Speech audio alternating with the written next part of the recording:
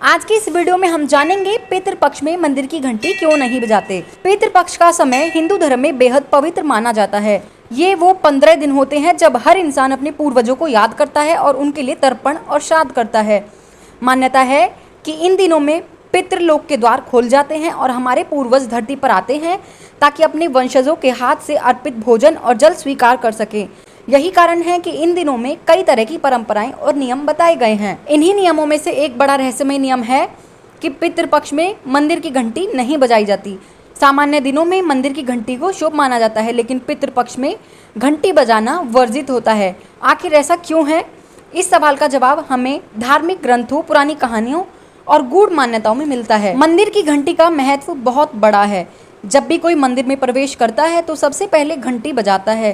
कहा जाता है कि घंटी बजाने से वातावरण में सकारात्मक ऊर्जा फैलती है, नकारात्मकता भाग जाती है और हमारी एकाग्रता भगवान की मूर्ति या स्वरूप पर केंद्रित हो जाती है। घंटी की ध्वनि ब्रह्मांडीय ऊर्जा से जुड़ी होती है और इसमें ओम की तरंगे गूंजती है। यही कारण है कि घंटी को भगवान का आवाहन माना जाता है। लेकिन पितृपक्ष में यह परंपरा क्यों बदल जाती है? इसका रहस्य बहुत गहरा है। पितृपक्ष में देवताओं की पूजा से ज्यादा महत्व पूर्वजों की आत्माओं की शांति के लिए किए जाने वाले कर्मों का होता है। पुराणों में कहा गया है कि जब पितृलोक के द्वार खुलते हैं तो आत्माएं धरती पर आती हैं। ये आत्माएं बेहद संवेदनशील अवस्था में होती है। मंदिर की घंटी की तेज और गूंजती ध्वनि उनके लिए बाधा पैदा कर सकती है। मान्यता है कि घंटी की ध्वनि जहाँ एक और देवताओं को प्रसन्न करती है, वहीं यह आत्माओं को दूर धकेल देती है। पितृपक्ष में उद्देश्य होता है कि हमारे पूर्वज हमारे घर आएं, हमारे पास रहें और हमारे द्वारा दिए गए जल और अन्न को ग्रहण करें। अगर इन दिनों घंटी बजा दी जाए तो वह ध्वनि आत्माओं को भगा सकती है। इसलिए इस दौरान मंदिरों में शांति रखी जाती है। यह भी कहा जाता है कि घंटी बजाने से वातावरण में एक तरह की दिव्य तरंग उत्पन्न होती है जो देवताओं को आकर्षित करती है। जबकि पितृपक्ष के समय देवताओं की पूजा गौड़ मानी जाती है। इस समय सारी साधना और पूजा पूर्वजों के लिए की जाती है। ऐसे में घंटी बजाना मानो उस ऊर्जा का संतुलन बिगाड़ देना है। गरुड़ पुराण में एक उल्लेख मिलता है जिसमें कहा गया है कि आत्माओं को स्थिरता और शांति चाहिए। तेज आवाजें उन्हें विचलित कर देती हैं। घंटी की ध्वनि सिर्फ एक आवाज नहीं होती, यह कंपन पैदा करती है और यह कंपन आत्माओं को अस्थिर कर सकता है। इसलिए कहा जाता है कि पितृपक्ष में मंदिर की घंटी नहीं बजानी चाहिए। एक और रहस्य है, घंटी बजाने का सीधा अर्थ होता है देवताओं को पुकारना और उनका ध्यान अपनी ओर आकर्षित करना। लेकिन पितृपक्ष में अगर हम देवताओं को पुकारेंगे तो माना जाता है कि पितृ उनकी उपस्थिति में हमारे पास नहीं आ पाएंगे।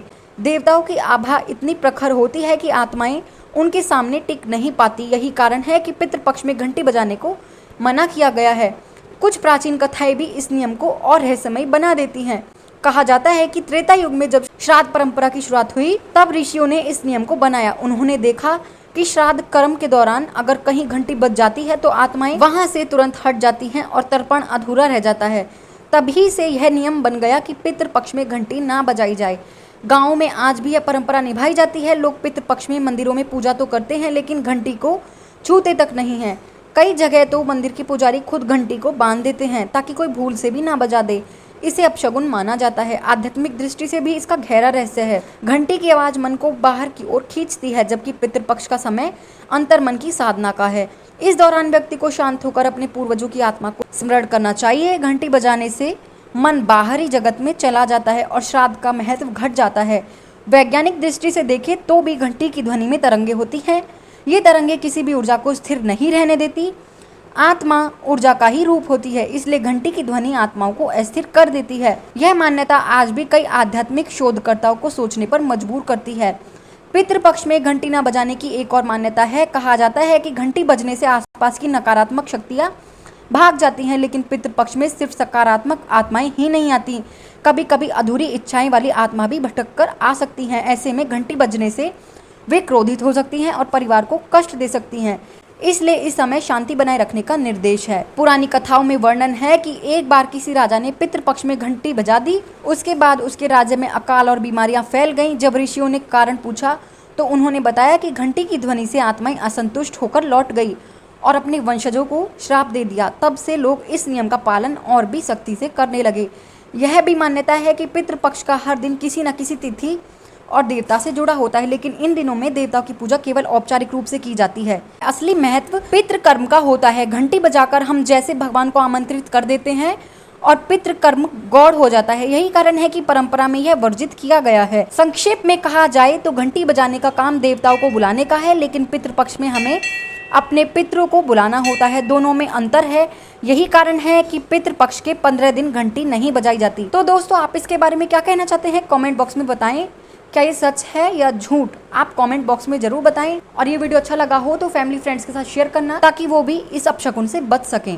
अगर आपको वीडियो अच्छा लगा हो तो लाइक करना, कमेंट करना। मिलते हैं अगली वीडियो में, तब तक के लिए जय श्री राम।